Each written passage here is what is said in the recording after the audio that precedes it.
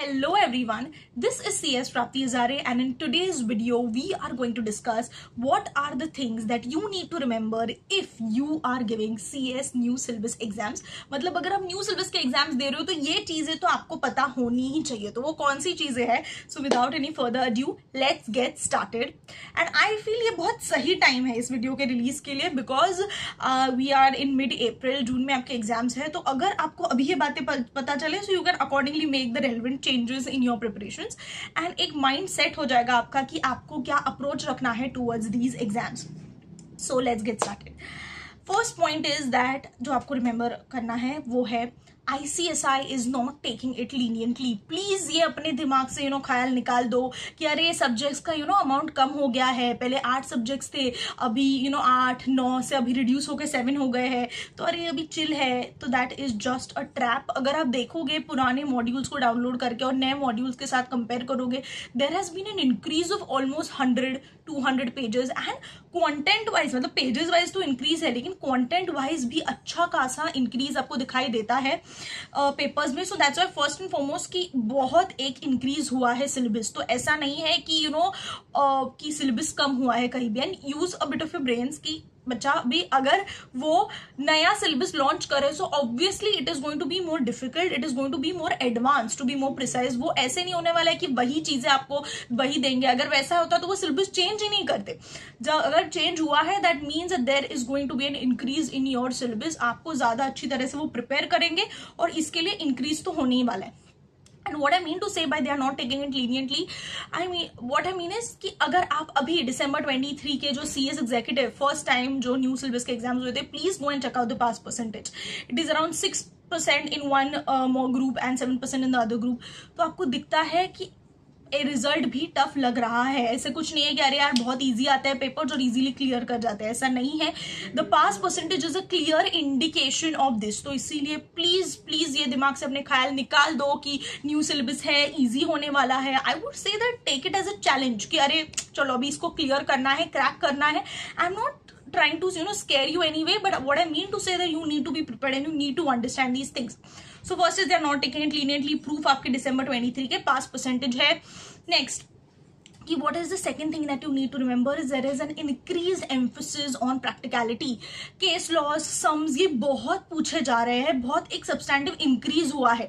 तो मतलब पहले जो ये पैटर्न थी नॉट इन 2017 बट हम जो बचपन से देखते आ रहे कि चीजें रटनी है वहां जाके वैसी लिखनी है, वो पैटर्न बदल के now it's more towards a practical approach. How much is your understanding, आप कितनी उस चीज को समझ रहे हो। So they are becoming more practical. अगर आप देखोगे हर मॉड्यूल में हर चैप्टर के बाद आपको दिखेगा कि ये सिचुएशन को जो आपकी कॉन्सेप्ट दी हुई है उसको रियल लाइफ में कैसे अप्लाई किया जा रहा है।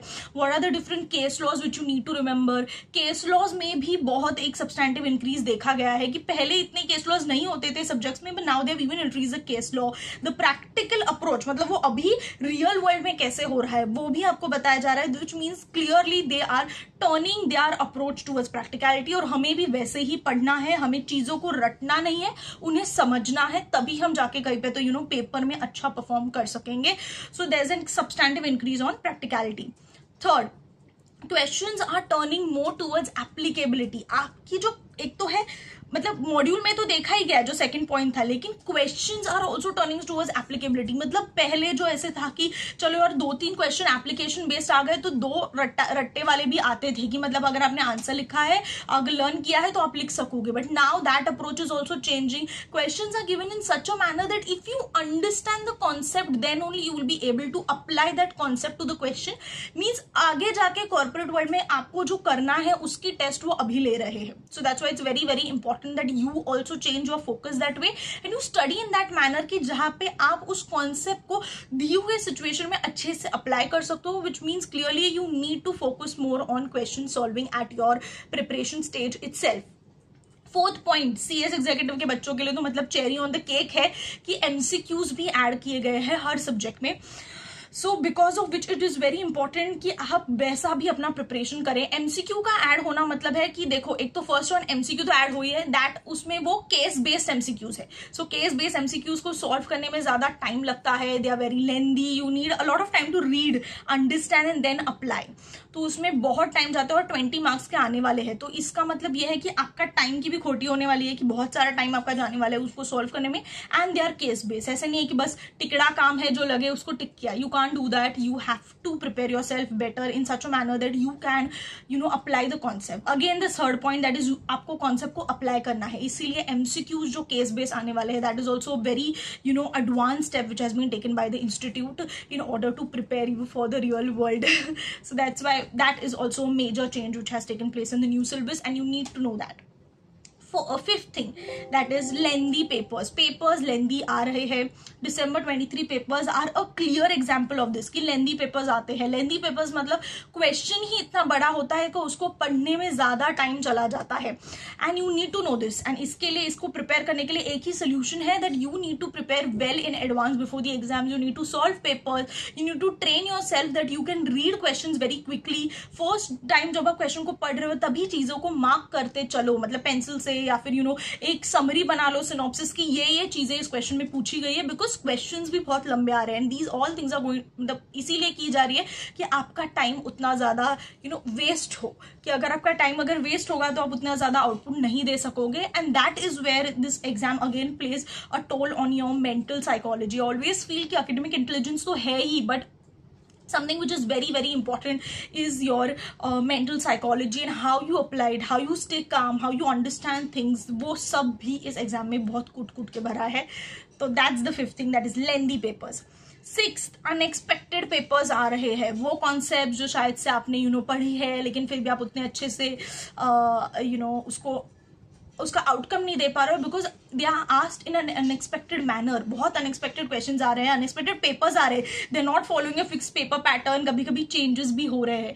सो you need to take all those things in consideration. और उस पर एक ही सोल्यूशन है, top notch preparation. When you are prepared top notch, दुनिया जहां में कोई पावर नहीं है जो आपको रोक सकता है इस एग्जाम को क्लियर करने से. So that's why you need to ensure that आपका टॉप नॉच प्रिपरेशन हुआ है.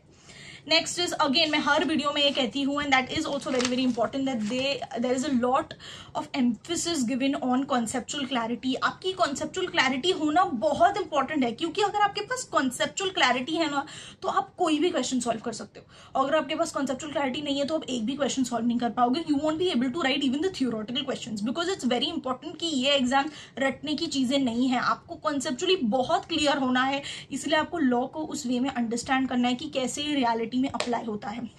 And that's why conceptual clarity is very very important. अभी ये सारी चीजें तो है ही कि ये सब है न्यू सिलेबस में और आपको ये चीजें पता होनी चाहिए. But something that is very very important which I think that you need to know is, ये सिलेबस टफ है. Obviously it's more advanced, and if they are launching a new syllabus it clearly means that it's going to be advanced. But there is a huge condition here that अगर आप इस syllabus को clear करके CS बनते हो, you are going to have so much more exposure and better understanding of the world, of the corporate world, how the law applies in बहुत सारी चीजें. तो इसीलिए अगर आप इस न्यू सिलेबस में से क्लियर हो रहे हो, सो रादर देन कंसिडरिंग कि अरे यार कैसा rather than considering it as a curse, consider it as a boon, कि आप अगर इस सिलेबस से क्लियर कर रहे हो, you are going to be more qualified, you are going to understand things in a better way. And आपके लिए ये एक एडवांटेज है कि आपको अभी इस एग्जाम को क्लियर करके आगे जाना है. एंड लास्टली बस एक एडवाइस जो आई थिंक हर स्टूडेंट को पता होनी चाहिए, CA हो, CS, CMA, एवरीवन, जो मुझे भी दी गई थी, that this course is getting tougher day by day. So जितने जल्दी हो सके कोर्स को क्लियर करो और CAS, CA, CMA का टैग अपने नाम के पीछे लगा लो.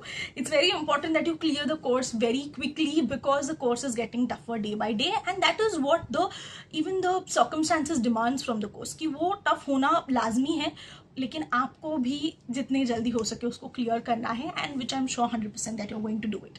सो that's it for this video. And if you have any other doubts, please let me know in the comment section below, and you know what you're supposed to do, the usual, that is like, share, subscribe, and follow me on Insta at cs.prapti.hazare. All the best, do well, make your parents proud, because it is a great feeling when you add the prefix of CS before your name.